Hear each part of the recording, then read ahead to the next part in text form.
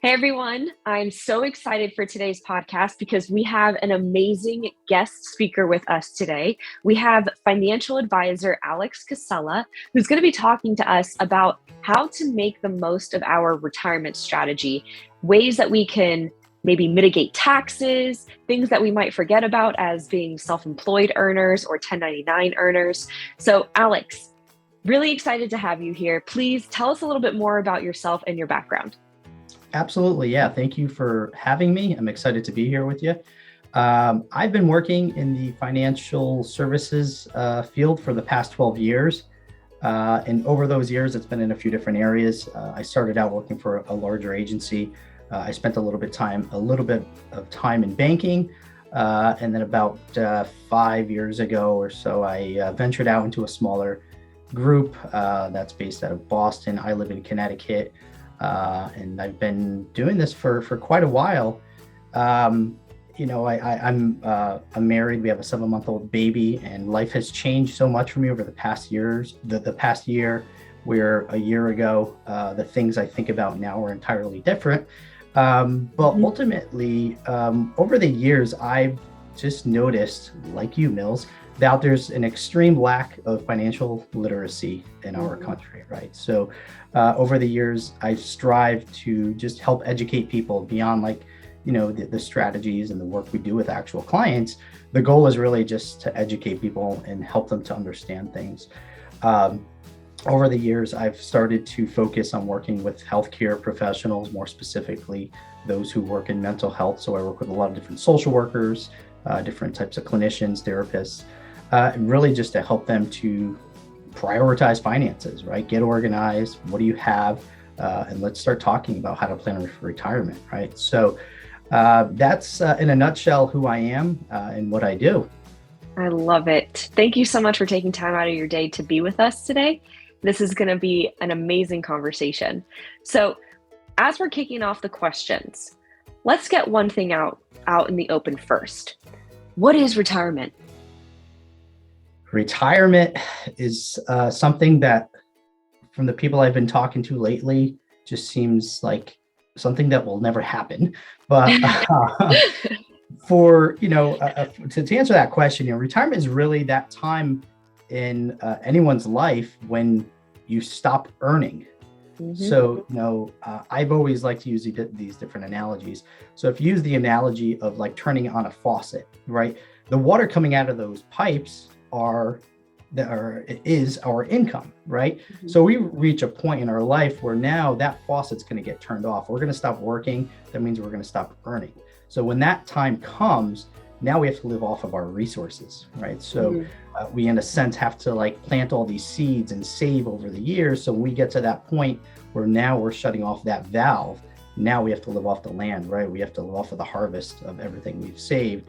So retirement, in a nutshell, is just that period of our life when we stop working, right? When we don't go to work anymore. So, I think a lot of people are concerned about when that is, like, how will that happen? For me, like, I hope to get there before the normal age of retirement, being, 65. I hope to be able to retire sooner than that, but it's going to take a lot of work. So how does that sound for an answer?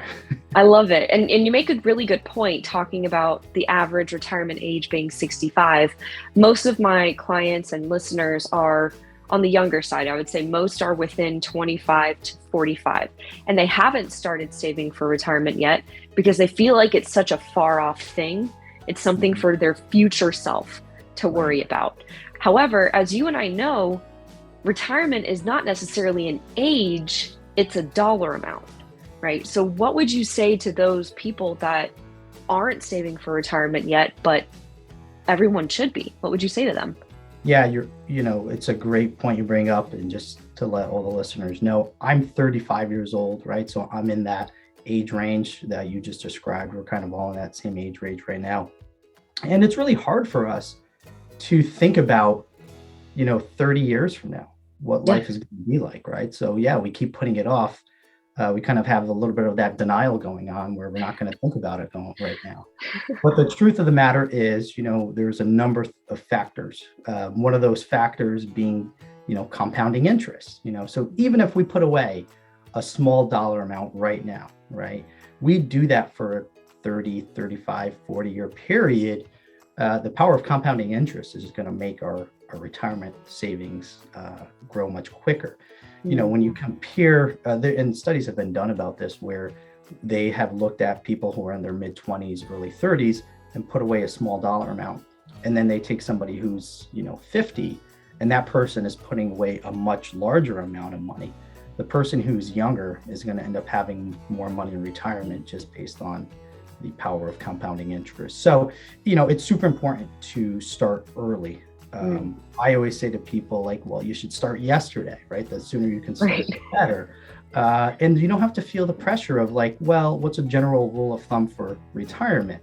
If somebody asked me, I would say, well, a general rule of thumb for savings per year should probably be about 10% of your income. Does that mean you're going to start there on the first day of your job? No. Maybe you start at like 2%. Maybe you get like an employee match if you're working for a company that will, get you a little bit closer to that 10%. But it's that walk before you run kind of idea. You need to start small. So if you start small over time, you can build up to that. So yeah, super important. Yeah. I feel like there's this common misconception that you have to be making a ton of money or investing a ton of money in order to reach, a quality of retirement. And that's just not true. And you said, the sooner you start, the better it is. And that was actually one of my next questions, when you should start saving and investing for retirement. But if somebody hasn't started yet, where would you encourage them to begin? What is that first step? So the first step is really to just sit down. And I say this to people, what I've been saying lately is to people is like, when you're going to sit down and do this, do it when you feel like the most comfortable, the most relaxed. So like if that's a Saturday morning where you're like kind of just kicking back, watching TV, hanging out, do it then. Don't do it when you get like home from your job and you're feeling stressed out. It's not going to connect the same way.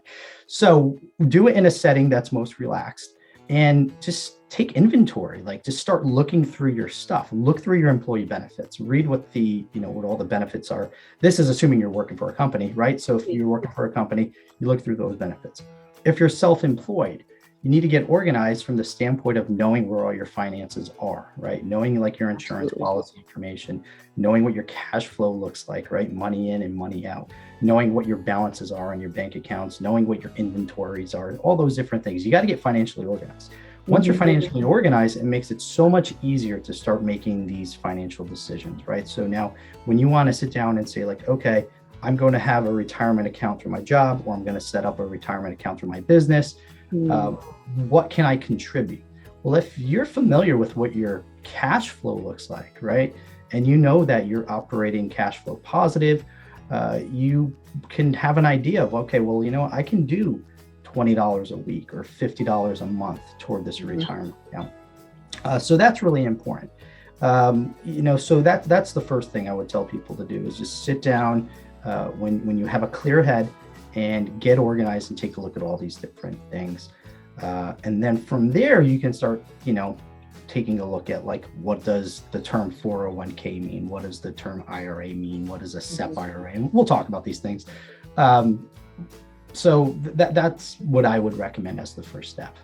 Well, you heard it here, folks. If you'd like to reach out to Alex, check out the show notes for all the different ways that you can reach out to him. Remember, although finances can be overwhelming, you have a strong support system around you. Just get started. With baby steps, you can reach your version of financial freedom. Thanks, y'all, for tuning in, and we will talk to you next time.